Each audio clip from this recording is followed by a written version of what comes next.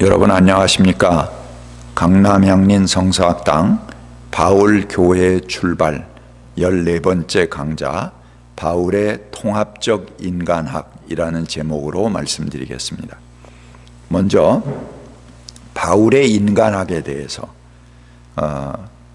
말씀드리겠습니다. 소마라는 말은 이제 몸이라는 말인데요. 몸의 신학이다 이렇게 이야기할 수도 있겠습니다. 히랍은 인간학적 구분을 할 때 인간을 정신과 육체로 대립적인 이분법으로 나눕니다. 이게 그리스의 사상이고 대개 서양으로 전파되는 것이죠. 그래서 인간을 정신과 육체 나누고 그 둘이 대립적인 관계에 있다라고 봅니다. 하지만 히브리적 인간학은 삼분법입니다. 정신과 육체의 실합적 개념 위에 하나님의 관계성을 생각하는 영이 추가됩니다. 그러니까 정신, 육체, 그 위에 영, 하나님과 교류하는 한 부분으로 새로운 개념을 추가하는 것입니다. 그런데 히브리적인 이런 개념은 그 인간을 나누는 세분하는 그런 용어는 아닙니다. 모든 그 영이든 뭐 정신이든 몸이든 이것이 서로 대립하고 충돌하지 않습니다. 하나의 인간을 나타내는 대리적인 표현일 뿐입니다. 그래서 히브리 용례는 용어는 나누어졌지만 모두가 통합적인 인간을 표현하는 말이라고 볼 수 있겠습니다. 제가 표로 하나 여기 넣어드리겠습니다. 우리말에는 영, 혼, 육 이렇게 셋으로 나누죠. 히브리어는 루아흐, 네페시, 바사르 이렇게 나눕니다. 히라보의 그 말들을 푸뉴마, 부시케, 살크스 이렇게 나누는데요. 바울은 그것을 따라서 푸뉴마티코이 하면은 성령을 따라 사는 사람입니다. 또 자연에 속한 사람 하면 푸시키코이, 육을 따라 사는 사람 그러면 살키코이 그렇게 말을 합니다. 바울도 소마라는 몸이라는 말이죠. 이 몸이라는 말로 통합적인 인간을 표현하고 있습니다. 바울의 교회가 일체의 차별을 철폐한 공동체이듯이 그의 인간 이해도 통합적이고 전인격적입니다. 그는 전체로서의 인물을 자기 자신으로 이해하고 있습니다. The person as a whole, 그를 셀프로 이해하고 있다는 것이죠. 그는 성령을 따라 사는 사람, 육을 따라 사는 사람, 또 자연에 속한 사람 이렇게 세 가지 용어로 나누고 있습니다. 하지만 그 용어들은 전부 인간을 대표하는 용어다. 또는 때로 그렇게 표현하기도 합니다. 우리가 자연의 몸이 소마 푸시키코이죠. 이것이 신령한 몸, 소마 푸뉴마티코이를 덧입어서 변화할 것을 요청합니다. 바울이. 이 변화를 요청하니까 그런 의미에서는 이성과 영을 대조적으로 본다라고 볼 수도 있겠습니다. 자, 이 말이 분명해지려면은 우리 영지주의자들의 개념을 살펴보면 여러분들이 아시게 될 것입니다. 영지주의에 대해서 한번 보겠습니다. 이 영지주의는 히랍의 이분법적 대립 철학을 그대로 가져온 그런 기독교의 한 분파를 얘기합니다. 최초의 기독교 교회가 이단으로 정죄한 그런 분파죠. 근데 이들은 히랍 사상을 받아들여서 영과 육을 대립적으로 보고 있습니다. 그래서 그들은 육체를 억압해서 최대한 육체의 고통을 가하고 억압하게 되면 영이 더 커진다, 이렇게 생각합니다. 금욕주의를 낳는 거죠. 그래서 육체를 학대합니다. 또는 그 반대가 있을 수 있습니다. 육체는 아예 영과 다른 세계이니까 육체를 아예 욕망에 내어 던지는 쾌락주의의 경향, 이 두 가지 극단적인 경향으로 나타나는 것이 영지주의입니다.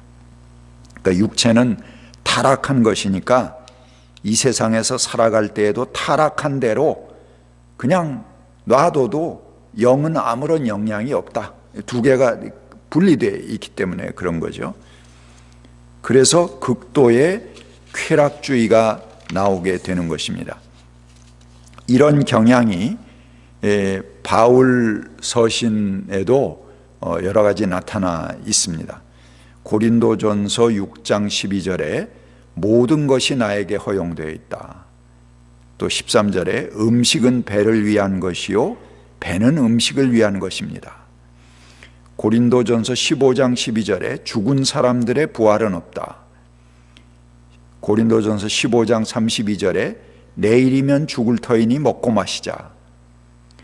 물론 이런 표현들은 영지주의적인 표현의 일부분이고 바울이 비판하는 것입니다. 그러나 이런 비판들이 다 그 당시에 영지주의의 영향을 받은 사람들 때문에 바울이 비판하고 있는 것이죠. 그래서 영지주의의 영향을 바울 서신 안에 볼 수 있다는 것입니다.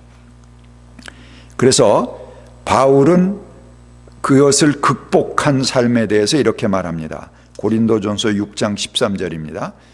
몸은 주님을 위하여 있는 것이며 주님은 몸을 위해 계시다. 여기 몸과 영이 구분되어 있지 않죠. 우리 몸 타락한 거 막 이렇게 억압해 할수록 좋다라고 생각하는 영지주의 사상하고는 전혀 다릅니다. 고린도전서 6장 19절 몸은 성령의 전이다. 몸은 하나님께로부터 받은 것이니 개인의 소유물이 아니다 라는 의미로 말하고 있습니다. 고린도전서 6장 20절에 몸은 하나님께서 값을 치르고 산 것이니 너희 몸으로 영광을 돌려라. 이 몸이 결코 나쁜 것이 아니에요. 바울에게 있어서는. 그래서 이 바울에 있어서 몸의 신학, 소마의 신학은 그대로 아주 전인격적인 그런 인간을 표현하는 말로 소마라는 말을 쓰고 있습니다. 바울은 유대인, 그리스인, 종, 자유인 이 모든 대립된 사람들이 한 성령, 한 세례를 받았고 이들은 한 몸이 된 하나다라는 것을 강조합니다. 바울에게서 한 몸은 신체적 몸이나 조직체로서의 집단이 아니라 차별 없이 하나가 된 상태를 말합니다. 그냥 물리적인 조직을 말하는 게 아니라는 거죠. 단순하게. 차별 없이 하나가 된 상태. 그것이 한 몸이고 그리스도의 몸입니다. 그 한 몸을 이루는 사람들이 참여해서 만들어내는 세상. 그것이 그리스도께서 구원하시는 현실이고 예수가 선포한 하나님 나라의 실현이다. 바울은 그렇게 본 것입니다. 우리 한국교회에서 자신과 교단이 다르다고 해서 조금 신앙이 다른 점이 보이게 되면은 쉽게 정죄하고 저거 이단 아닌가 하고 의심하는 습관이 있습니다. 과거에 우리나라 문호가 쇄국 정책을 쓰다가 일시에 개방되면서 세계 각국의 교단들이 경쟁적으로 우리나라에 들어와서 선교하게 됐습니다. 그래서 마치 다양한 교단의 박물관처럼 된 거예요, 우리나라가. 그러니까 자기들끼리 서로 교단, 그 선교사들 또 자기 교단들이 있으니까 서로 싸우고 다투고 그럴 거 아니에요. 그래서 이거 그러면 안 되겠다. 우리들끼리 신사협정을 맺자. 이래서 구역을 설정했습니다. 뭐 감리교는 저 충청도 쪽, 뭐 장로교는 또 어디, 뭐 어디는 어디, 뭐 침례교는 어디, 뭐 이런 식으로 해서 구역을 설정해서 신사협정을 맺을 정도로 그렇게 혼탁하고 서로 대립하고 충돌하는 역사로 우리 한국 교회가 시작되었다 하는 것입니다. 그래서 그 당시에는 자기 집단을 지키기 위해서 나와 다른 것을 이단으로 정죄하던 불행한 역사의 경험을 우리가 가지고 있는 것이죠. 근데 이런 것이 신앙적입니까? 내 교회, 내 교인을 지키기 위해서 예수께서 자신의 몸을 희생해서 구원하신 형제 자매들을 이단이니 사단이니 사탄이니 뭐 이렇게 운운하는 것은 그리스도의 몸을 다시 찢는 행위입니다. 내 교회, 내 교인이라는 것은 없습니다. 그것은 착각입니다. 교회도 그리스도의 교회고 교인도 전부 그리스도의 사람들입니다. 지금은 각 교회들이 안정되어서 그렇게 뭐 예전과 같이 다른 교단이라고 해도 서로 매도하는 경향은 현저하게 줄어들었습니다. 아직까지도 쉽게 그런 말을 뱉어내는 크리스찬들을 자주 보게 됩니다. 그러면 주님께서 얼마나 그 치기 어린 신앙을 보고 절망하실까 참 염려스럽기도 합니다. 성례를 통해서 이루어가는 그리스도의 몸에 대해서 말씀드리겠습니다. 고린도전서 10장 16절부터입니다. 우리가 축복하는 축복의 잔은 그리스도의 피에 참여함이 아닙니까? 우리가 떼는 빵은 그리스도의 몸에 참여함이 아닙니까? 빵이 하나이므로 우리가 여럿일지라도 한 몸입니다. 그것은 우리 모두가 한 빵에 참여하기 때문입니다. 우리가 성찬을 나누면서 이것이 그리스도의 피다 살이다 이렇게 하니까는 그리스도의 순환을 생각하는 것이 성찬의 뜻이라고 생각하기 쉽습니다. 그래서 그분의 고통당하신 그 밤 그의 몸과 살이 찢기는 그 아픔에 참여하는 것이 성찬이다. 그렇게 생각하기 쉬운데요. 그것이 성찬의 본래 의미는 아닙니다. 바로 이 위에 읽어드린 고린도전서 10장의 말씀처럼 성찬의 의미는 하나의 빵과 하나의 잔에서 나눈다는 그것이 의미가 있는 것입니다. 그래서 그 빵과 잔을 나누는 사람이 여럿일지라도 한 몸이라는 것입니다. 성찬의 의미는 순환의 고통보다는 한 분이신 그리스도의 몸에 참여하는 것이기에 그리스도를 머리로 모두가 한 몸의 신비 속으로 들어간다 하는 것이 성찬의 깊은 뜻입니다. 이러한 신비한 관계는 공간적으로 멀리 떨어져 있고 한 번도 내가 만나지 못한 사람일지라도 그와 내가 함께 하나인 성찬에 참여하게 되므로 한 형제 자매가 되는 것입니다. 나아가서 한 몸이 되는 것입니다. 그리스도의 몸의 지체로 한 몸이 되는 것이죠. 또한 이것은 공간뿐만이 아닙니다. 시간적으로 예수와 함께 떡을 나누던 그 제자들의 몸과도 하나가 되는 것이고 그 이후에 그 성찬 예식을 계속 집행해온 모든 크리스찬, 역사 안에 있는 크리스찬과도 연합해서 하나가 되는 것입니다. 영적으로. 그리고 우리가 성찬 예식할 때 또 뭐라고 합니까? 앞으로 올 세대와도 이 성찬을 통해서 우리는 하나가 된다. 그렇게 고백하지 않습니까? 그러니까는 이 성찬이라는 것은 하나됨의 축제입니다. 공간적으로 아무리 떨어져 있어도 시간적으로 아무리 멀리 있어도 아니 저 미래에 올 세대까지도 한 몸으로 그리스도의 몸 안에서 서로 변화돼서 한 몸으로 연합하는 신비가 바로 이 성찬의 신비고 성찬의 깊은 뜻입니다.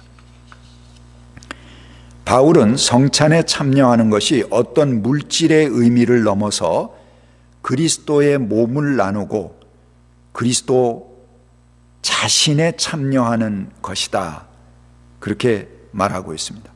동시에 성만찬에 참여하는 사람들이 모두 차별 없이 하나가 되는 하나님 나라 구원에 참여하는 것을 말합니다.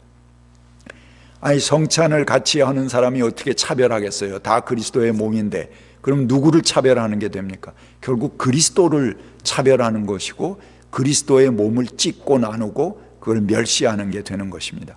그래서 이 성찬 안에는 정말 모두가 한 형제자매로 차별 없이 하나로 만나는 것을 의미합니다.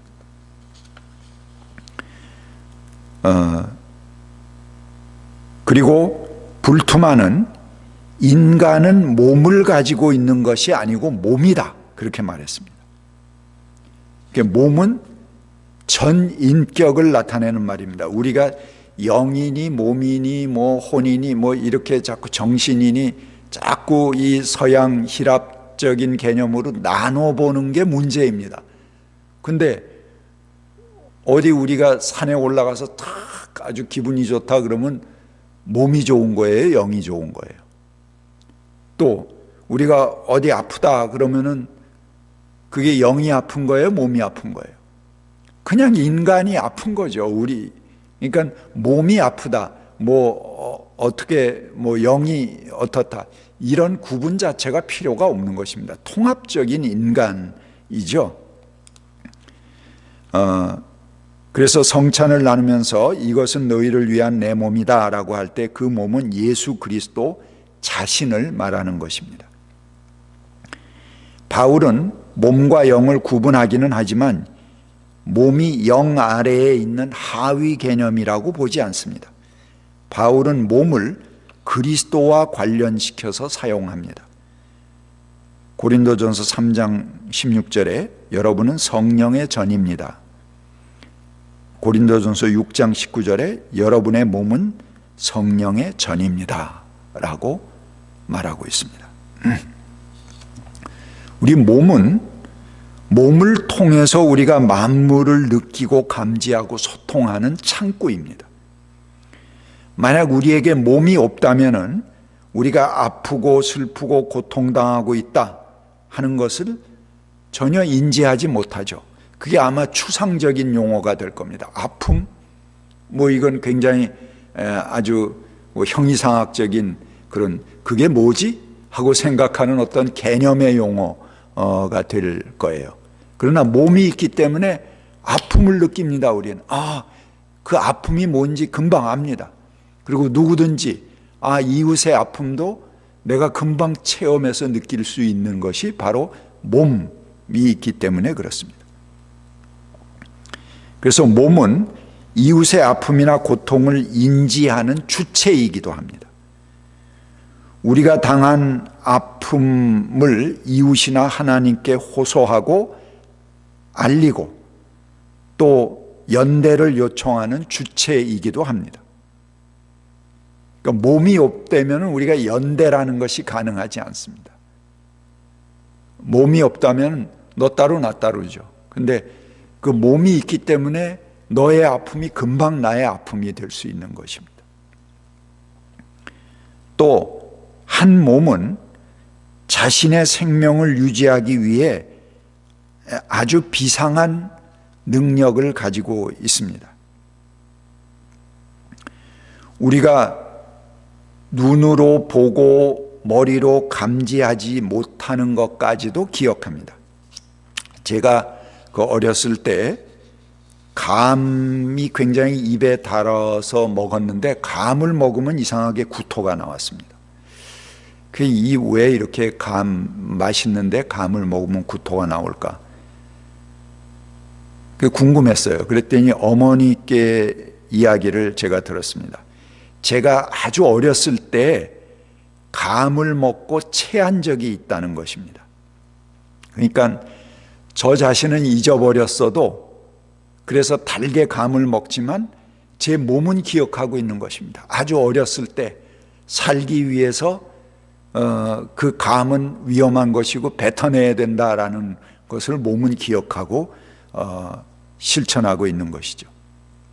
우리가 뜨거운 난로가 있는데 그 모르고 뒷걸음질 치다가 탁 몸이 닿으면 어떻습니까? 머리가 야 난로에서 떨어져라 이렇게 명령하기 전에 아 뜨거워 하고 움직이지 않습니까? 자율신경체제라는 것. 머리가 인지하기 전에 먼저 움직임으로써 나의 생명을 보존할 수 있는 체제를 가지고 있습니다. 독자적인 인지체계를 가지고 있는 것이 이 몸이기도 합니다. 이 생명을 자율적으로 유지하기 위한 하나의 체계죠. 또 이 몸이라는 것은 우리가 이 몸을 쓰는 거는 아주 천시하고 머리를 쓰는 거는 굉장히 좋은 직업이라고 그렇게 인간들이 구분하지만 꼭 그렇지 않습니다. 사실은 몸이 머리보다 더 현명하다는 것을 우리 생물학적으로 증명하고 있습니다. 우리가 후손을 만들 때 머리로 디자인합니까? 머리 색깔은 머리카락 색깔은 어떻게 하고 피부 색깔은 어떻게 하고 얼굴은 어떻게 하고 이렇게 디자인해서 사람을 만들지 않잖아요. 머리로 그렇게 한다면 아마 굉장히 오류가 많이 나올 것입니다. 잘못된 그런 기형적인 사람들이 많이 나올 거죠. 그렇기 때문에 몸은 머리를 거치지 않고 그 오랜 생명의 정보들을 자기 몸속에 유전자라는 그런 매체를 통해서 직접 만들어서 전달을 합니다. 그러니까 머리가 인식하지 못해도 오랜 생명의 특성들을 독자적으로 전달하고 그걸 움직이게 하는 체계를 가지고 있는 것이죠. 이것은 우리의 신체의 어느 일부분이라도 희생시키지 않고 통전적으로 유지하기 위한 본능입니다. 하나님께서 우리 몸을 지키고 다음 세대에 이어가게 하기 위해서 심어주신 파수꾼입니다. 이 파수꾼은 우리 몸에서 아주 보잘것없이 소홀하기 쉬운 부분까지도 전부 하나로 안고 가는 통전적인 유기체성입니다. 그래서 몸은 어느 한쪽을 정죄하지 않습니다. 몸은 서로에 의존하면서 존재합니다. 바울은 이 신비로운 몸의 유기체성에 비유해서 그리스도의 몸을 우리가 한 몸이라는 것을 설명하고 있습니다. 나중에 이 부분은 따로 이제 우리가 다루게 될 텐데요. 몸은 서로에 의존해서 존재합니다. 바울은 이 신비로운 몸의 유기체성에 비유해서 모든 차별을 제거하고 새롭게 연대를 이루는 인류 공동체를 꿈꾸고 있습니다. 그에게 이 공동체는 그리스도를 머리로 그분의 가르침과 삶을 따르는 공동체입니다. 바울은 이 새로운 공동체를 그리스도의 몸으로 비유하면서 그것을 위해 부름받은 성도들의 연합한 몸을 교회라고 일컫고 있습니다. 우리는 여기까지 하겠습니다. 감사합니다.